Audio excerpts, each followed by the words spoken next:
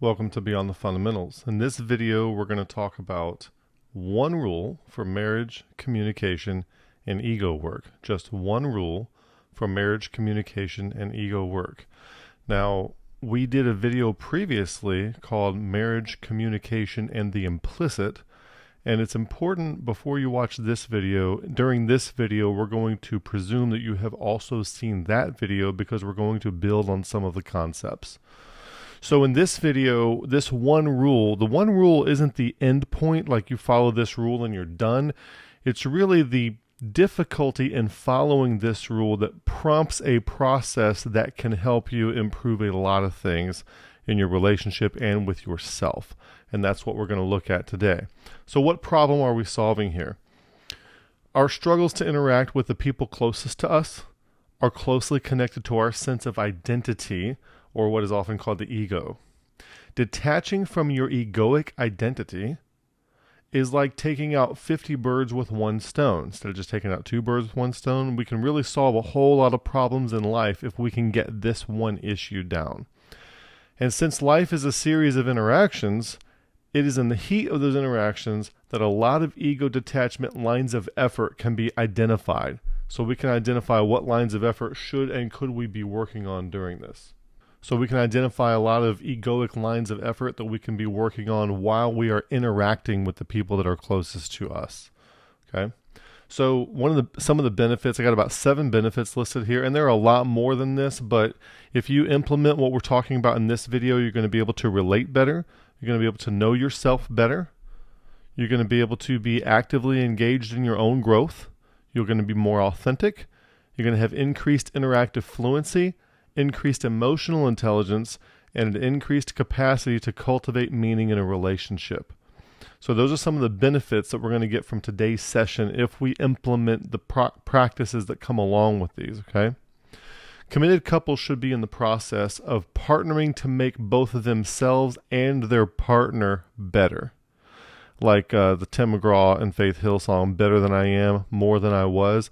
That should be happening in a marriage relationship. It's one of the benefits of marrying a person who both loves you and will contend with you because they tend to help make you better. Ego and identity work is a key ingredient in growth and transformation. Couple that with the fact that discussions with one's committed spouse or partner can be an excellent medium to learn about your own ego and field test your progress, because that's probably where it's going to be tested the most. So we're going to combine these two things of ego work and communication with the partner because they go hand in hand. The more you are better at one, the more you will be making progress in the other, either way you look at it. So this relatively short video is going to pull from multiple concepts that have been covered in other videos on this channel, mainly in the Growth and Transformation series, but don't worry, I will point out these concepts as we go so you don't get lost if you're new here or new to this channel. It's difficult to deliver, and so this channel has a lot of I used to have a fundamentalist Christian background, and I've come out of that as I have grown and transformed. And so a lot of the audience of this channel has also come from that background, and that brings a difficulty to us, kind of like the Dunning-Kruger effect. It's difficult delivering content to an audience that largely considers itself to have a certain degree of expertise in the domain being covered, which is where I was before I started to wake up and when I made a whole bunch of very stupid decisions, a lot of those being very relationship decisions, okay? I thought I had all the right doctrine, had all the right Christianity, I knew all the things when I was making all the wrong decisions, and my fundamentalist Christianity was the biggest sin of my life. Okay, it's caused the most destruction ever, and that's not what you think it would do, but it did. So in reality, a lot of what we've learned from culture, school, and church just isn't so, and our sense of intuition needs to be recalibrated to reality by first-hand experience. People impulsively issue moralistic judgments against content that does not align with their church beliefs, and this only harms and stultifies them further. We encounter that a lot on this channel. So before listening to this video, set the intention to have beginner's mind and epistemic humility. So here's the one rule. We have one rule. What is the one rule? Now remember, this is not the end point. This is the beginning of a process of work that you are going to do. But that one rule is this: never respond in a tone of anger or frustration. I'm going to say that again. Never respond in a tone of anger or frustration. This is not the end state for the sake of itself. Once you accomplish this rule after being prompted, doesn't mean that's the end. This is supposed to inform you to do something else, okay? It is the first step to a process. The process starts when you realize that you want to break the rule, but then do not. I want to raise my voice in anger and frustration, and maybe you do, maybe you don't. So maybe if you do, you can go back in hindsight and see, what was this about? And if you don't, you can also ask the question, what was this about? Whenever you have this moment where you want to raise your voice in anger or frustration, you now have choices and opportunities to excel that branch out from this realization. Now you are getting a signal from your body that there's something about yourself that you need to work on when you want to respond in anger and frustration. Well, you want to watch yourself from the outside as if you are somebody watching a third party that isn't even you. We're going to try some of that. Now, it's very important that you never ever weaponize this process. And what do you mean by that? If your partner breaks the rule, say they raise their voice in anger and frustration. By the way, this kind of thing works best if both partners are committed to self-growth, self-improvement, and transformation. That's what works best. Oftentimes, in the middle of a conversation, I can stop the conversation and I can tell Paula, my ego just took a sting from the word choice you just used. And so now we're both looking at it like we're looking under the hood of a car at something that's wrong with a car that's not necessarily part of me or my identity. We can both examine the process in a dispassionate way where we don't get tempers flaring, where we can examine what's happening and then move together to resolve the issue. So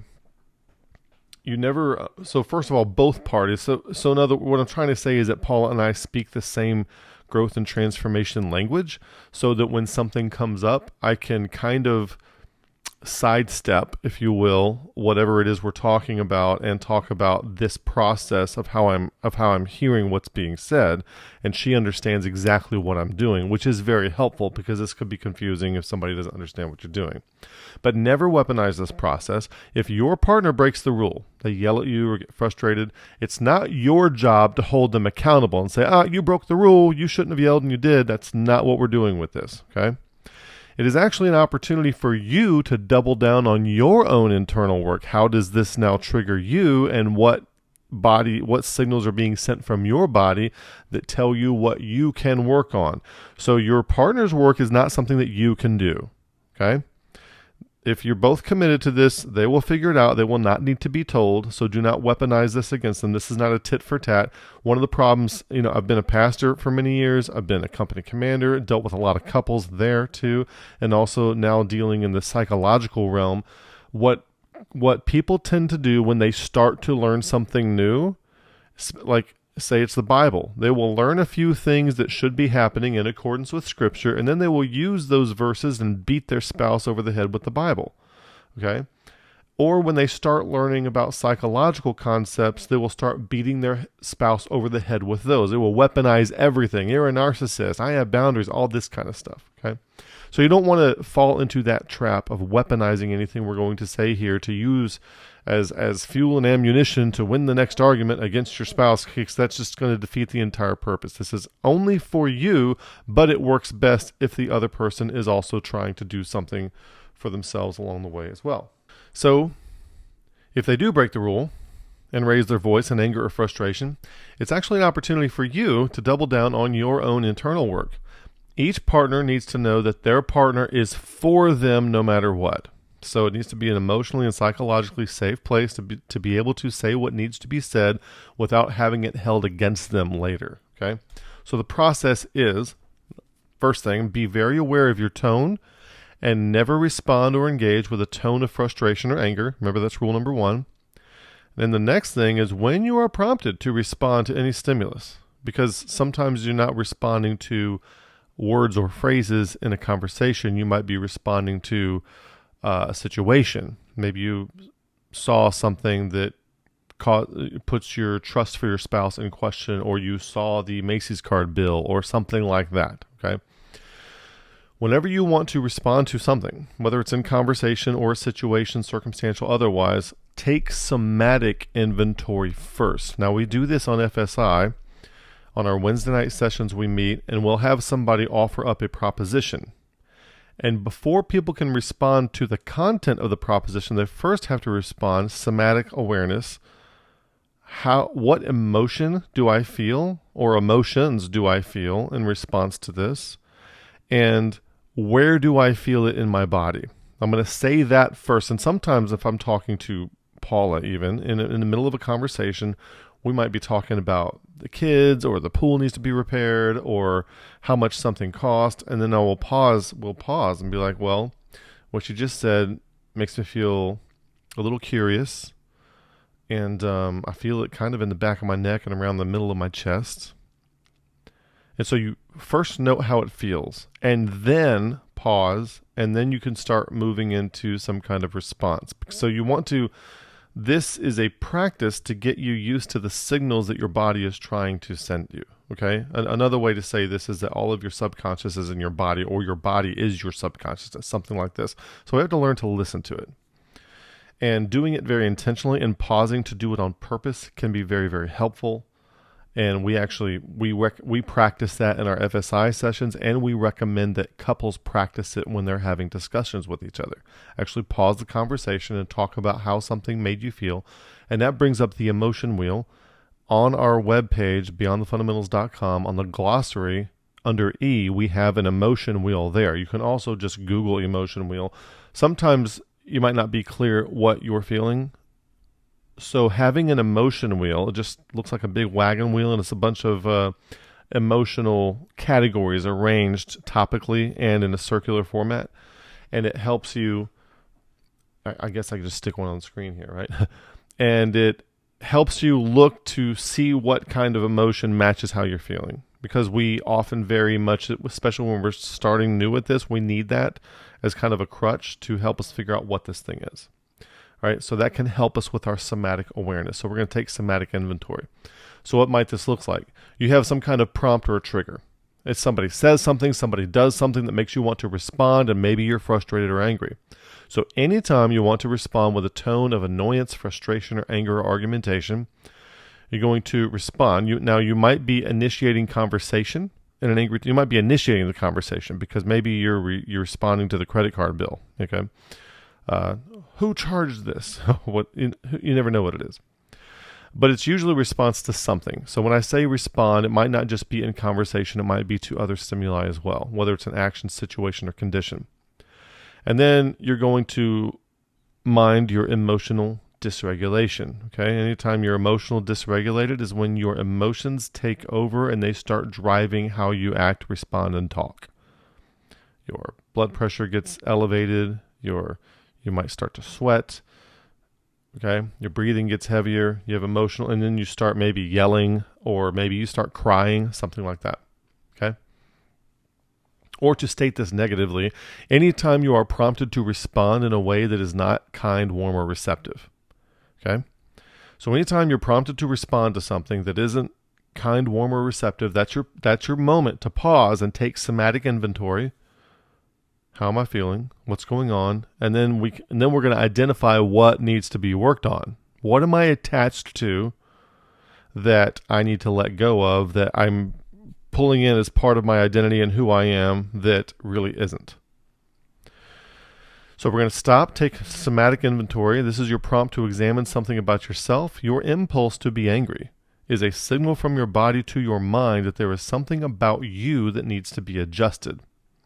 So this brings up the issue of equanimity, and we don't want equanimity to be fake. We want it to be an actual real state of mind that you can maintain internally and externally when prompted with disturbing information, okay? Equanimity is a state of mental stability and composure that is not affected by emotions, pain, or other things that can cause others to lose their balance. It is characterized by an evenness of mind, especially when under stress. Equanimity is a virtue and a value that is promoted by many ancient philosophies and major religions. In our previous video on marriage communication and the implicit, we just used the example of the word marriage, and we showed many things just associated with the word marriage that we might have implicitly as the idea associated with marriage, that's what marriage means to us, but we aren't even aware. And so you're thinking marriage, you're thinking I'm with this person, we have a house together, and then something comes up and you find out that you're not going to have any vacation next year. And then you suddenly realize, you never know what you're associating with marriage. So I have a list here of different things that people are thinking of. And in the previous video that this one is related to, we went and read all of these off, and I'm not going to do that now. So when you're so what we talked about was finding all of these things in the implicit. They're implicit. They're embedded into the person's concept of marriage. We're going to find all these things. We're going to make them explicit. What does marriage mean to you with regard to family mealtime, with having couples friends, with doing hobbies? Should we have some together, some separate? How much are they allowed to cost? What about how many vehicles we should have? We could go through this whole list, and come to find out, some people are attached to very different things. Okay?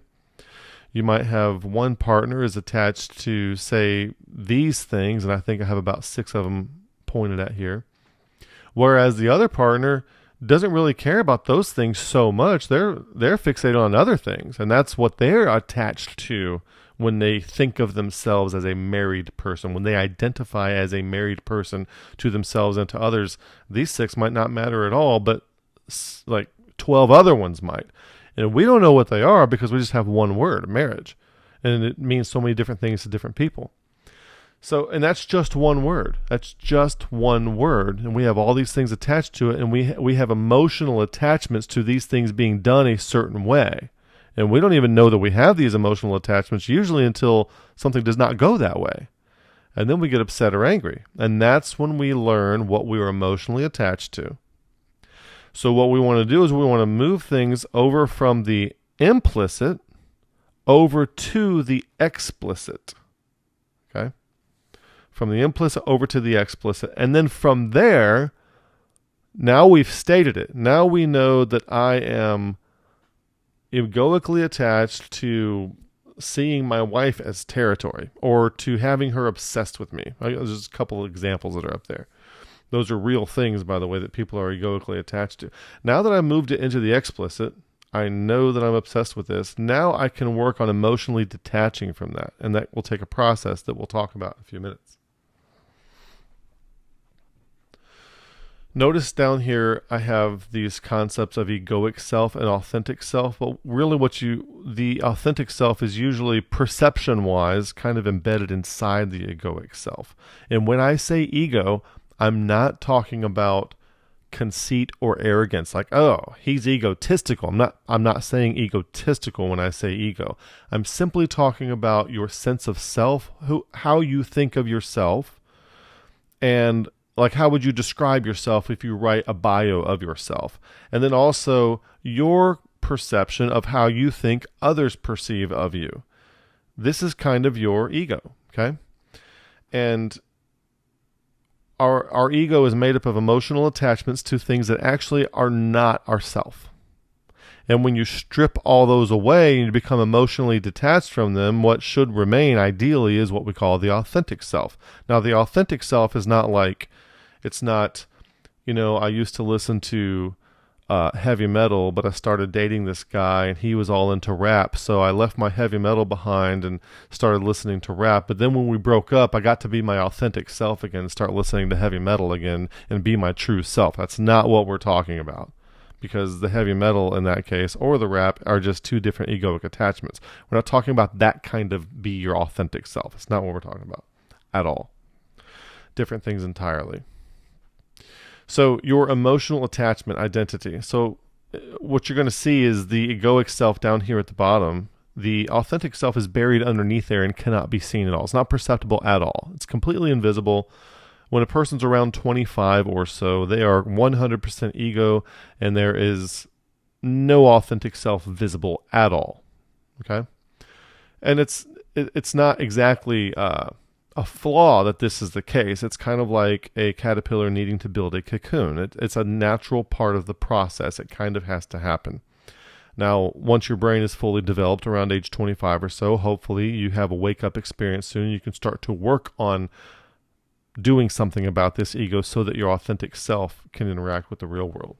Your emotional attachment identity, or your egoic self, is like a shell of visibility and perception that mediates between you and the outside world. This would be everything that is not the self. As we emotionally detach more and more from the things we identify with by default, but are not actually part of the self, the authentic self becomes more perceptible and interactive. The interactive medium of the ego can never fully go away. In other words, when you interact with people, just anything from going to the grocery store and buying eggs to having personal time with your spouse, okay? You have to interact in ego. But is your ego, okay? Otherwise, we would have no means of interacting or mediating the exchange of meaning with other people. However, with awareness and practice, it can become very transparent and flexible. So this diagram here shows a progress of somebody's very gradually over time, their egoic self. It can't fully go away, but it basically becomes more transparent so that the authentic self is shining through now. Beloved, now are we waiting for the manifestation of the sons of God. Romans 8:19 says. And this is what's happening there, is that you are one thing on the inside, but it's all covered up in these egoic attachments, and we want it to start coming through, the real thing to start coming through. All right? So what we're going to do is we're going to identify the emotional identity attachment. So down here I have the egoic self. And then through behavior somatic awareness, we're going to help discover implicit attachments. We're going to discover them. We have a bunch of implicit attachments. We identify with, probably hundreds, maybe thousands of things.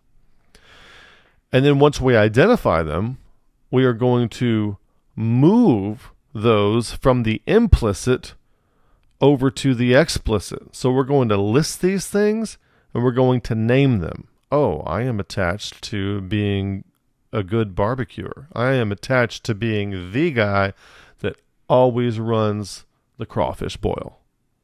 I am attached to being the champion quarterback. Whatever it is you're attached to. And you're going to bring them into the explicit. Now, once you have them listed here, you're never going to have them all listed, but you need, 1, 2, or 3 will be enough.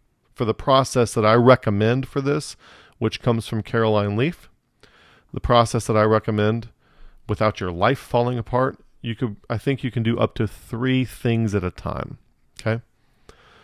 And it takes 63 days for one process to complete. So after you take 63 days for 3 of them, you can then do 3 more. And you're like, that takes so much time. Yes, it takes time, so why not start now? Because the time is going to pass anyway. Just think about how fast 2024 just went away. Imagine how many 63-day processes you could have crammed in there for 3 things apiece. Do the math on that, okay? So you could have shed much of your egoic identity meaningfully during this year that just flew by. So invest the time. Take the time, do the thing, invest the time, do the work. So now we're going to go through a process to break the emotional attachment. And what is that process? For each of these, I recommend a 5-step process recommended by Dr. Caroline Leaf, who shows how neuroplasticity can be basically engineered or manufactured. Okay? You would take each one of these things and you would follow daily the 5-step process of what to do about this thing that you're egoically attached to, and change your neuroplasticity about it so that it's no longer an automatic way to see yourself. And going through the process, the 5 steps every day for 63 days can actually rewire your brain. And so ultimately you have the power through what we have learned through cognitive science to rewire your brain to think the thoughts that you want it to think, rather than the ones that you have been programmed to think by our culture, society, church, school, parents, and all those things. Okay? So I highly recommend, I'm not going to delve into that work here. We'll probably save that for another video, but we've mentioned her work a lot. The book is called Cleaning Up Your Mental Mess. Read that book, go through that process for each of your egoic identity attachments so that you no longer think of yourself in that way. And when you go through that, the process to break the emotional attachments, this egoic self over here, which is opaque and covers up the authentic self, gradually turns more flexible, okay, and more transparent. And that's what we want to see happen. Okay. So your ego, we've talked about before in previous videos how you can be egoically attached to various different things, like your job or a car, or I could probably bring my pen up here, like your job or the kind of car you drive, or maybe your religious action or beliefs or affiliation or things like that, maybe your political affiliation, maybe your skill with music, maybe the kind of house you live in. Who would you be without, the house you have? I think about that. I love the house that I'm in. I would not like it to go away. And maybe I'm egoically attached to it. Okay, maybe a sports team, maybe the fact that you're a good cook, maybe the load that you're bearing, maybe your friends, maybe what other people think of you, how they would rate you. Maybe you're just obsessed with that. Maybe your music genre preferences, maybe your family, maybe your patriotism for whatever country you're from. I have a spider in the middle because it's kind of like a spider web. And imagine a spider that never touches the ground, but can only sense the ground through other things that touch the ground. Like she builds her web.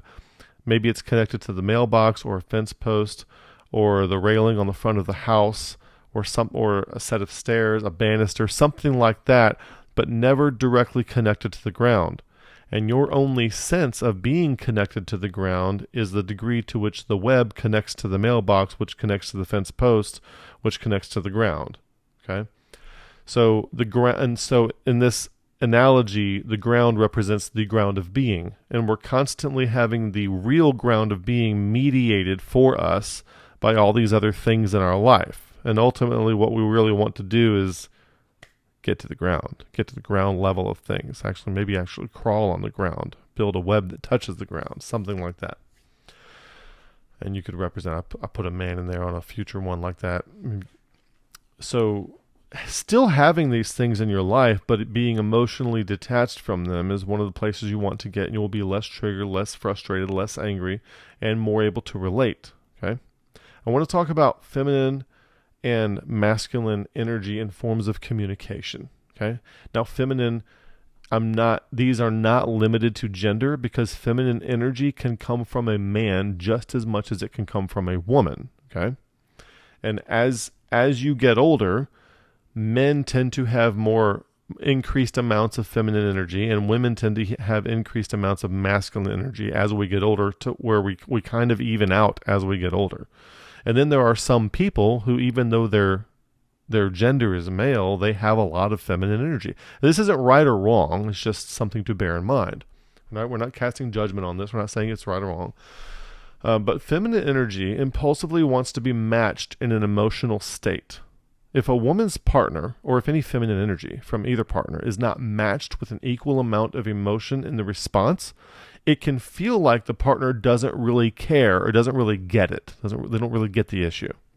This does not mean that a partner should strive to satisfy this impulse. Oh, well, she's angry, I better get angry too. We don't want that. But awareness is a key factor. So the set method can be used, I'm going to tell you what that is, to scratch the itch for emotional matching without sacrificing equanimity. Now, the set method comes from the book I Hate You, Don't Leave Me. I forget the author off the top of my head. Very good book, though. And in chapter 5, they talk about how to talk to people with borderline personality disorder. I am not insinuating that people who have who want their emotional state matched have borderline personality disorder at all. I'm not saying that. I'm not insinuating that. But what I am saying is that when somebody wants their emotional state matched, the set method is still good for people to use in everyday life with everyday healthy people. It can still help us communicate and get our points across. So what if we are dealing with a person like this? The process goes like this. You're going to issue a support statement, a statement of concern. I can only imagine what you are going through. And then we're going to, and we have to, and it's more than just a statement. It's really, it could be a paragraph. It could be a few moments of a conversation, because you need to make sure that they embody and fully integrate your support into how they are thinking before you move on to the next step. If they don't integrate it, we're going to have problems, and that's what the right-hand column is for. And then you're going to state something of empathy. It's a you statement. You're going to say, you have been under a lot of stress. You're going to make you statements about what they are undergoing. And I highly recommend you look this book up, maybe use ChatGPT, use some web references to think about how to integrate this into conversation, because we're not going to take the time to do it here. And again, we need to make sure that they embody this and integrate this into their way of thinking in the conversation. There's no reference, this is not sympathy, and there's no reference here to your own feelings. It's just a reference to their feelings and what they are going through. And then we can deliver the truth payload once they have fully integrated the support and the empathy, and it's genuine and they sense that. Now we're ready to get to the truth that you need to tell them, which may be a hard pill to swallow. You can say, a problem exists. I can't have you raising your voice at me every time we have a conversation. Maybe that's the thing you say. I need you to stop running over the neighbor's cat. I don't know, whatever the thing is you need to say. Once they feel supported, once they understand that you have empathy, now we can get to the truth payload. But you know as well as I do, this is not how the conversations go. What do we do first? We come in headstrong, leading with the truth statement. Bam! Stop running over the neighbor's cat. Okay? And what does that do? They're not ready to talk about that yet. Their emotional state is not matched yet. So we have to dwell with them according to wisdom, dwell with them according to knowledge, as Peter says. Understand, and I'm talking about both ways. Let's go for men or women in either direction. Yeah, there we go. Did something weird with my mouse there. So we come in, we're just thinking of the truth statement that we need to lay on them. And when we do that, it winds up being communicatively dysfunctional, because we have to understand that they are embodied and their body wants certain things and needs certain things. And we'll talk about male and female communication in just a second, masculine and feminine communication in just a second too, which is very important to understand for this as well. So if this element is not missing, or if it's missing, or if it's not embodied. So if the support statement is missing, you will be accused of not caring or not wanting to be involved. And this accusation suggests the support statement has been skipped or has not been embodied or integrated into their way of thinking. What about the empathy statement? You will be, if you don't properly show empathy in a way that they integrate, you will be accused of, you don't know how I feel, or you don't understand. This accusation suggests the support statement, actually the empathy statement, has been skipped or has not been embodied. Now, what happens if you successfully get the support integrated and you successfully deliver the empathy and it is integrated, but you fail to properly land the truth? That is also a big problem. There's a lot of marriages that exist right here, okay? And what happens with the person is they think their own perceptions, while they're angry and upset, they think that they're universally shared and supported by everybody. The problem is the relationship cannot sustain the weight of the unrealistic expectations that are emotionally driven.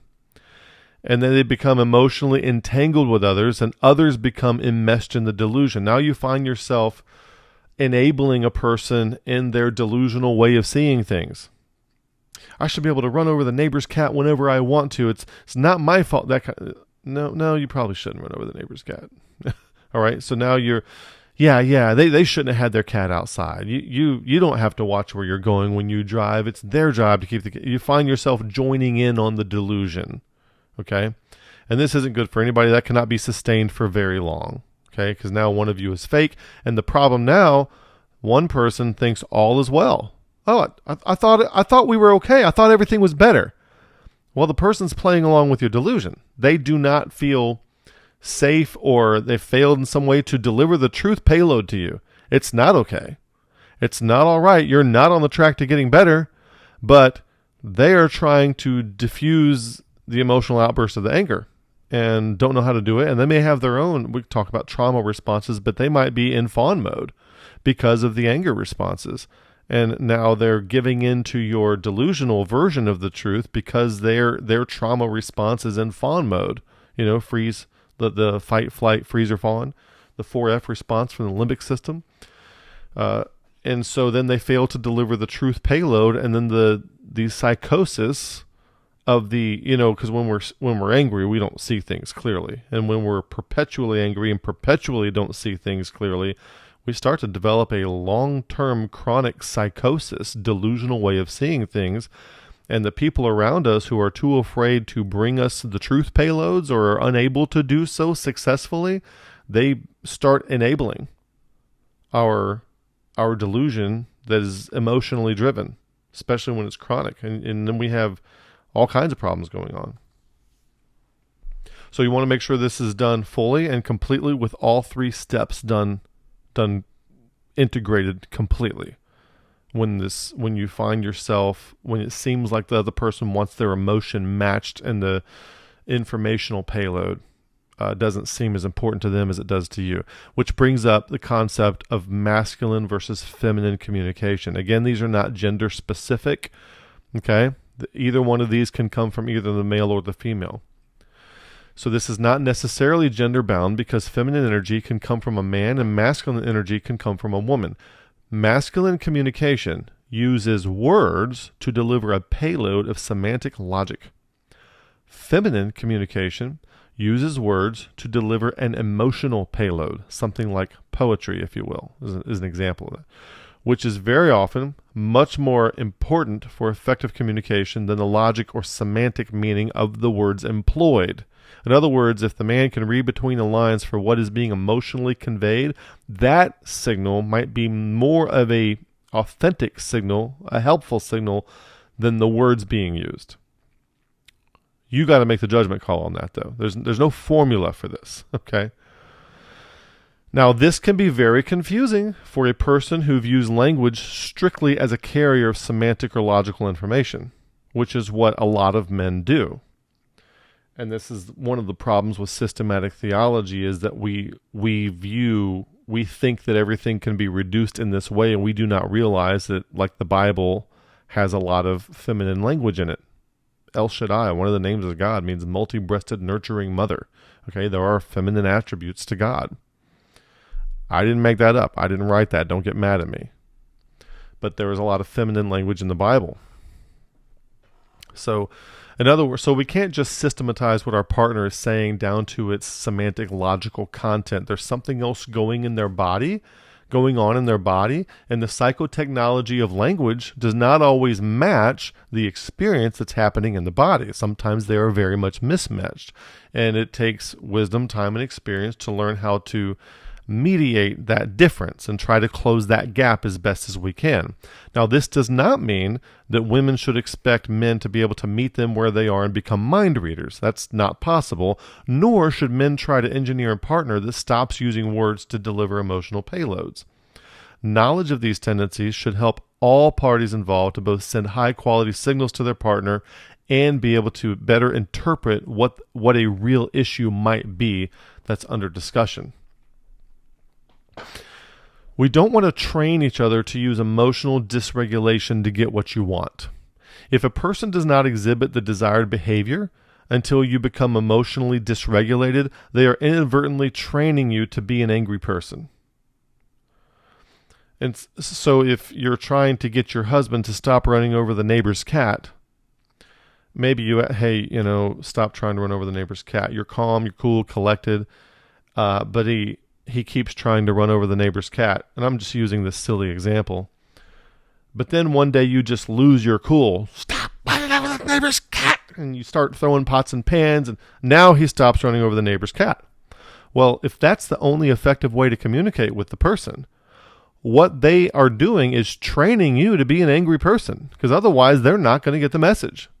And you don't want to become that person. You might want to ask yourself some questions like this. Do you like the other person? And do you like yourself when you are with that person? If the answer to either one of those is no, especially if you're still in the selection process, partner selection process, you might want to take that person off the list. If you're already through the selection process and the answer to one of these is no, then we're going to both need to do some work to get these back to yeses. And some of that work is what we're talking about in this video. So we do not want to reward emotional dysregulation. If a person acts in an undesirable way and you respond by giving them what they want and what they're asking for, you are rewarding that kind of behavior and you will get more of it. If your spouse is trying to get something from you and they are inappropriately manipulative in order to get it, and that's what gets them what they want, if you reward that with giving in, they're going to keep doing that to you. So we don't want to reward emotionally dysregulated behavior or manipulative behavior or anything like that. We want to stop it and get the communication on track before we start acquiescing to what people are asking for. Women are incubators by nature. They will take a small dose of what is given to them and they will multiply it and send it back. This is very important for men to know. If you give them a small dose of semen, for example, they will give you a baby in 9 months. In the same vein, if you give them a small dose of frustration, they will return back to you a harvest of aggravation and anger. It'll ramp it up. There's an old saying people used to say, you always reap what you sow, and you always reap more than what you sow. Okay? This is the case with any feminine energy from either partner, and it is not necessarily gender specific. So be very careful what you are sowing into your partner, because it's going to come back multiple-fold, exponentially. The Bible has an interesting passage that says, a soft answer turneth away wrath, but grievous words stir up anger. Now, this isn't the only interactive advice in the Bible. There's some strange interactive advice, such as Proverbs chapter 26, verse 4 through 5. But this is one of them. It says, the tongue of the wise useth knowledge aright, but the mouth of fools poureth out foolishness. Well, when we're talking about a soft answer turning away wrath, maybe something like the set method of communication, something like that. Not just giving in, not just fawning. Okay? You don't want to just, fight, flight, freeze, fawn. We don't want to just fawn in a trauma response to somebody who's actually being manipulative to get them to calm down and like you again. Okay? We actually want to deal with the problem, but not in a way that escalates the emotional dysregulation. So when you do feel emotional dysregulation, when you do feel angry or frustrated, this is your clue that you have something to work on in one of these areas. Now, there could be other areas too, but these are examples of areas where you may need to do some work. As soon as you want to raise your voice in frustration or anger, that is your body signaling to you that you have a deficit in one of these areas. So you could be having a 4F response in your limbic system here. And your limbic system is active, your prefrontal cortex, where all your good thinking takes place, and your problem-solving skills is pretty much inactive. You're basically a talking monkey when you are 4F activated. Okay? And that's not necessarily bad, especially if the threat is real. And you might be going into 4F response not because of a real threat that's happening to you immediately, but because it reminds you of chronic trauma that you've had from the past, maybe from parents or something else. That is something we're going to have to deal with in another video. But if you find yourself constantly going into one of these 4F responses when you're in a conversation with your spouse who's supposed to be your loving partner, you might have some chronic trauma issues to deal with. And we're going to do a separate video on that. The other thing, you might be having something that's called transference. Okay, transference. Yeah, I'm going to give, and then I'll talk about transference and projection in a minute at the same time. So transference, let's say a person's talking in this, you can just get this off the internet. These two images come right off the internet.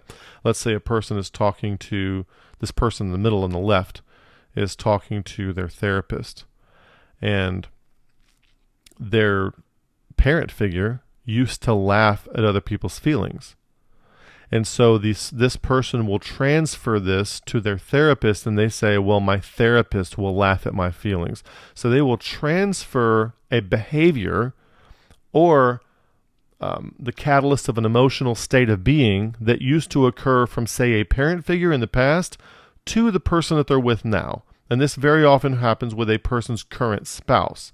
A wife might treat their husband like they were always treated, as if their husband is the same as their dad, as if their husband carries all the negative traits that traumatized them when they were a kid, or either way. So that's transference, when you are associating a negative emotional state that was prompted by some person from your past, and you are overlaying that on top of the person your interlocutor now, your current partner. We want to notice that and avoid that. And then projection is when there's something inside yourself that you haven't admitted to yourself yet that you are blaming on the other person that you're with. For example, in this diagram here, the person on the left, on the right diagram here, on the left side of the right side of the diagram, she's saying, I don't admit it, but I'm bitter. So she's bitter but hasn't admitted that she's bitter. And then she's saying, my therapist is very bitter. So that's who she's talking to. Well, if she's talking to her husband, she might say, my husband is very bitter. When really she's the one that's bitter. So projection is when you have implicit conditions that are inside you, and you project them onto other people, and you accuse them of all the things that you deep down are actually afraid of being accused of yourself, and are afraid to deal with yourself. These people are very quick to villainize other people, even if they don't know them that well, and they will take a small trigger example of one little thing to offload everything they don't like about themselves into this other person. That actually happened to me just a couple of weeks ago. And so that kind of thing happens. So back to our little chart here, it could be when you find yourself responding to your partner negatively or wanting to, could be a transference issue, could be projection, could be your vagus nerve. I recommend that you study polyvagal theory, and each one of these is a domain of inquiry that needs to be studied out thoroughly. Okay? Could be your vagus nerve acting up. You ever get butterflies on your stomach? Your vagus nerve is attached to your limbic system. It goes all the way down through your thoracic cavity, all the way down into your abdomen. And we feel certain ways in our chest and in our stomach. If you're really sad, you notice your chest hurts. It hurts. That's your vagus nerve acting up. You have strong emotions. Before you go on, say you going to a recital and you're about to play the violin in front of thousands of people, you might feel your stomach is feeling queasy. That is your vagus nerve that is involved with some of that. You'll also find that your vagus nerve is involved in group dynamics, and the people, they've done studies and they found that the people who can control and regulate their vagus nerve responses the most effectively tend to arise to be able to lead new groups in group dynamics more efficiently and more effectively. And there's different techniques you can do. Once you feel yourself getting defensive, there's breathing, there's things you can do. You can breathe, deep breaths, and if you hum through your nose while you breathe, of course you probably don't want to do that in public, but if you're by yourself, there's different things you can do that actually help. Awareness combined with some exercises can get you calm back down. You can't be defensive and open at the same time. I said this to somebody one time, and they were like 20 at the time. And of course their response was, well, I can. I'm different than everybody else. No, you can't be defensive and open at the same time. So if you're dealing with your spouse, you probably want to be in an open state, not defensive. So if you feel yourself getting defensive, that's where it's important to know something about the limbic system and the vagus nerve. study some polyvagal theory, and learn some exercise to get yourself back into an open state, because you can't be defensive and open at the same time. So you need to work on getting open when you're dealing with a loving partner. You might find that you have tension in your body from unemoted chronic trauma. If you have chronic trauma from the past and you've been storing it up in your body somewhere because you refuse to feel it, you can't, I know this may sound cheesy, but you can't heal it till you feel it. It has to be processed. It has to be felt.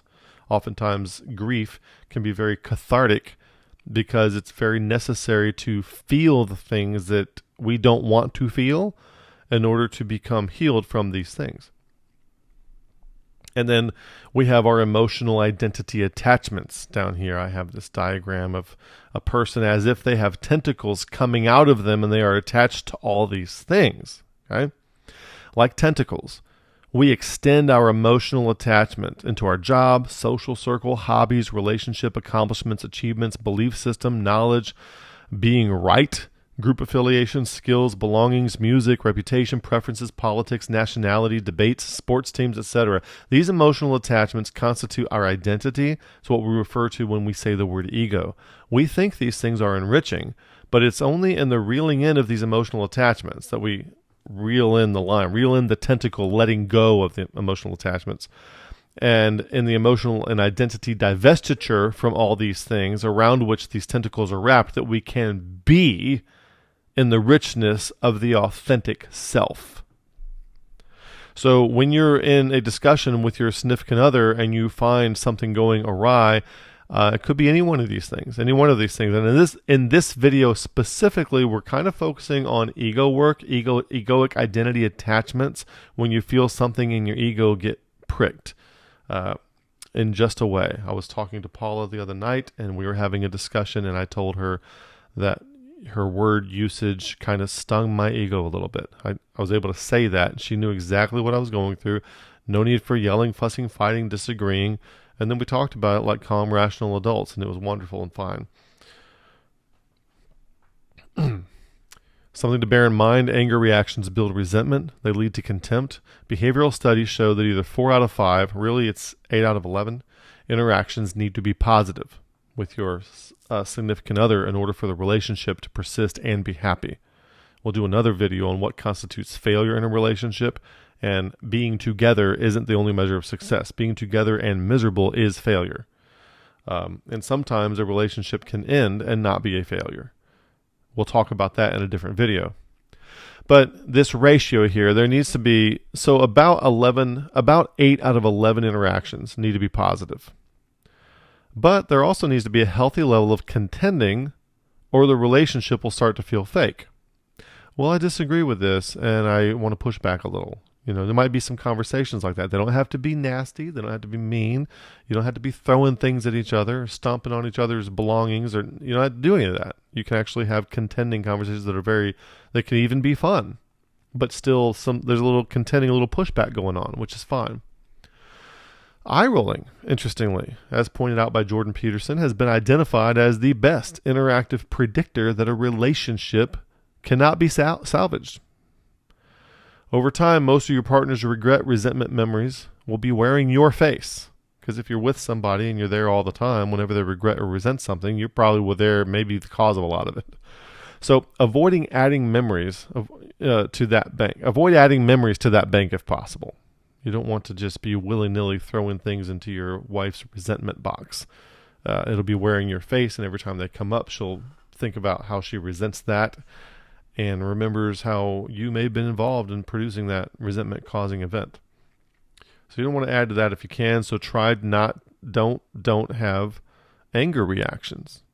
Just don't have them to the degree that you can. And when you have a conversation, these are some things that will help in a conversation. Clearly identify and be able to state the purpose of a conversation, especially if it's a conversation addressing something that needs to be addressed. Okay? Conversations that are addressing disagreeable behaviors or something you want to change, they need to be short, and they need to reach an understanding and a resolution quickly. Don't drag it out. Work one issue at a time. Avoid tit-for-tat accusations. Avoid pointing out hypocrisies and performative contradictions. Like, stop running over the neighbor's cat. Well, I saw you trying to run over the other neighbor's dog. Okay, we'll talk about that in a minute, but right now let's talk about not running over the neighbor's cat. You see, separate those issues. Don't let things build up and get out of hand and jump from one issue to the other. Stick with one issue and then maybe take a break. Separate those issues into separate follow-on conversations, which may need to be tabled until both parties are emotionally ready. Like, okay, we're finished talking about not running over the neighbor's cat. Let's talk about not running over the neighbor's dog tomorrow afternoon. Something like that. Not trying to avoid it, because when you know you've reached your limit and you can't stay calm anymore, or the level of emotion has turned you both into talking monkeys and nothing's being solved, it's okay to take a break. Now, don't be one of those people that's being accused of trying to avoid taking responsibility. Oh, you just don't want to have this discussion because you don't want to take responsibility for what you did. Okay, don't accuse your partner of that when they acknowledge that, hey, I've reached my emotional limit. While I can stay emotionally regulated, I need to take a break from this conversation so we can maintain our calm and come back later with a clearer head. That's okay. Let that happen. Don't be accusatory with that kind of thing. You may be able to tell I spent many years being accused of that kind of thing. I would reach my emotional limit. I'm like, I need to take a break from this. And I was accused of not wanting to stay and deal with the issue, which wasn't the issue at all. So you may find yourself in that situation. So following everything that we've talked about in this video, okay, the benefits would be that you relate better to people that you're relating to, your spouse, your kids, whoever it is, your friends. You get to know yourself better, because we really don't know ourselves as much as we think we do. We're on autopilot from a lot of different stimuli in our lives, some going all the way back to our childhood, and we don't even know it. We have a really high estimation of how in control we are. We really aren't. So you get to know yourself better. You start to actually take more control of yourself. You start to actually be able to get in control. I should probably list that up here. And then you become actively engaged in your own growth. You become more authentic. You have an increased interactive fluency. What's a better way to interact with people that results in getting accomplishing more things more effectively and efficiently. You increase your own emotional intelligence, and you increase the capacity to cultivate meaning in relationship if you follow these things. So I highly recommend that you do these. I'm hoping that soon some of you will write back to me and state that, hey, I tried these things and I followed Dr. Caroline Leaf's 63-day program, and this is a lot better now than it was. If you want to talk to me, if you want to have a one-on-one session with me, we offer paid one-on-one consultations. At the website, go to the homepage and scroll down to book a one-on-one consultation, and we will take any of the things we've discovered and built fluency in on this channel and apply it to your situation. And I also try to give these a lot of forethought and a lot of afterthought and a lot of after feedback. So it's not just the 1 hour. You actually get a lot of useful information that you can use. One person that I was just talking to, I had several sessions with somebody between, mainly this month, and they wanted me to include in this little pitch here that the one-on-one session that they had was sessions that they had with me were very, very beneficial, and they highly recommend them. Okay, and that's the feedback that we've been getting. But one person was insistent that this gets included, but of course those are anonymous, so we're not going to be saying anybody's names or anything like that. And that concludes the session for today. Thanks for watching. May the Lord bless you, and good day.